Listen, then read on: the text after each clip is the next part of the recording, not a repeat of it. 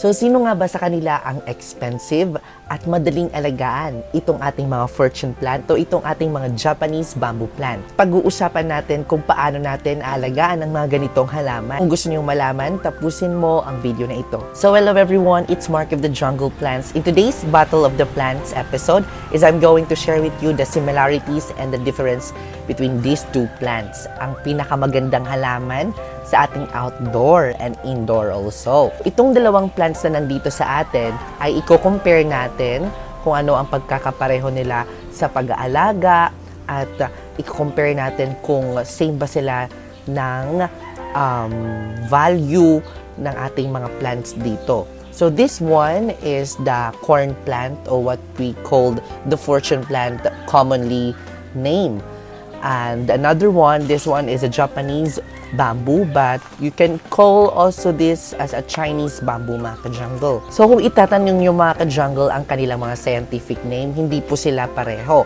Ang corn plant na ito ay tinatawag po siya na Dracaena fragrans, and ito namang na Japanese bamboo natin is Dracaena na circulusa. Dracaena fragrans and Dracaena circula. So magkaiba po sila pero same po ng species. Kumbaga, magkapatid po or magpinsan po ang mga ganitong halaman. So, they are the same species but they are different variety. The common name of our Dracaena fragrans is you can call this corn plant or fortune plant kasi isa din po siyang pampaswerteng halaman. And the other one is you can call this as Japanese bamboo or Chinese bamboo or beautiful or beauty, Florida beauty. So, you can call this as a Florida beauty. The other countries call this as a Japanese bamboo kasi galing po daw siya sa Japan. So, kung mapapansin nyo mga ka-jungle, ang pinagkaiba, magkaiba talaga sila kasi when it comes to the physical appearance, when it comes to the Dracaena fragrance, the leaves is so long.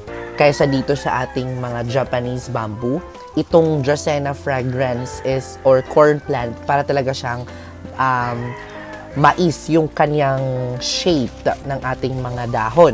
Di katulad dito sa ating Dracaena circulusa is maliliit lang po or small leaves and then yung kanyang dahon is meron pong mga dots. Also, we have a variety of this kind of plants. Meron din po tayong mga variegated one.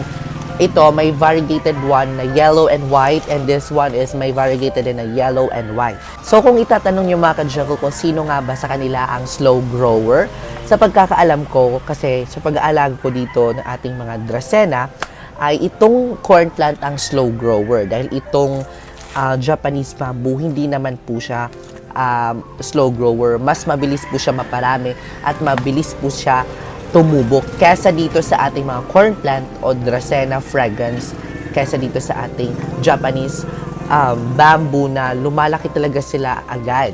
So, sino nga ba sa kanila ang best indoor plant? Ito nga ba na ating mga corn plant o itong Japanese bamboo?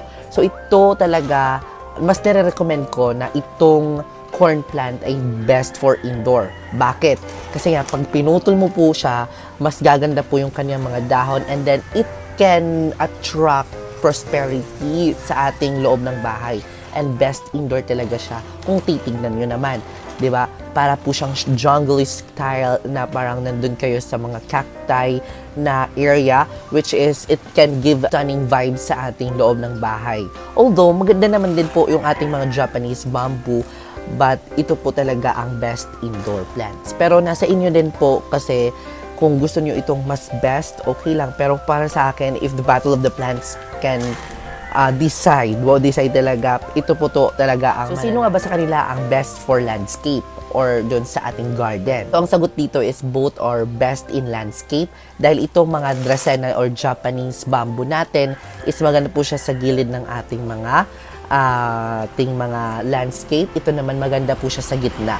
So, they are both best for landscape, lalo na sa mga nagla-landscaping natin. Pwede mo siyang gamitin o pwede mo siyang ilagay sa ating mga stylish. So, pag-usapan naman natin yung best outdoor plant or your best in fencing.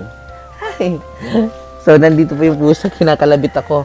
So, yung best indoor ay outdoor, which is the fencing, like pangbakod talaga siya.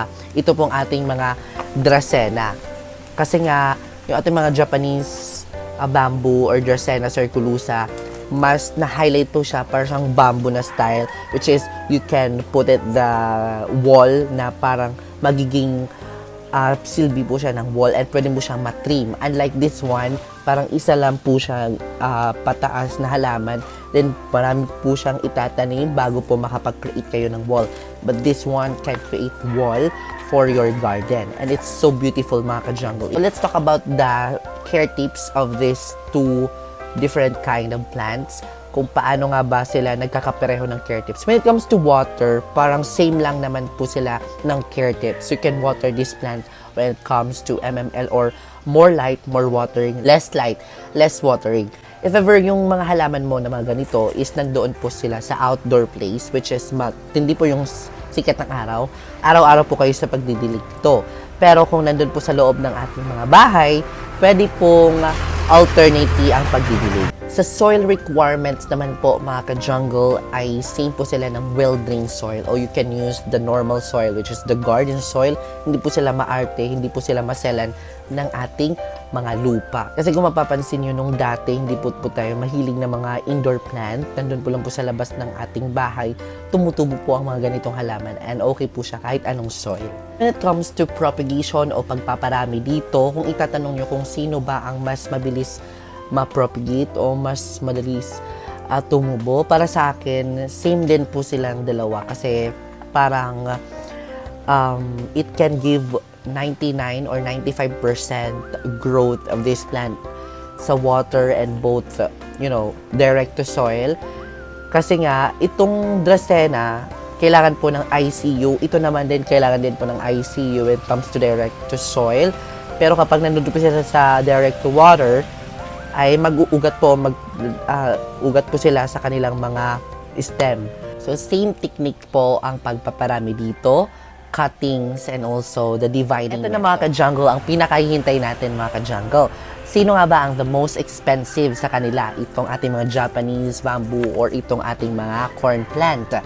So, para sa akin, or doon sa research ko din, hindi lang para sa akin, pero according to my research is, the corn plant is the most expensive. Kung ibebenta siya sa market, ito po ang mas may mahalaga kaysa dito. Kasi ito parang, oo, nakikita natin na may halaga naman din po siya. It depends the variegation.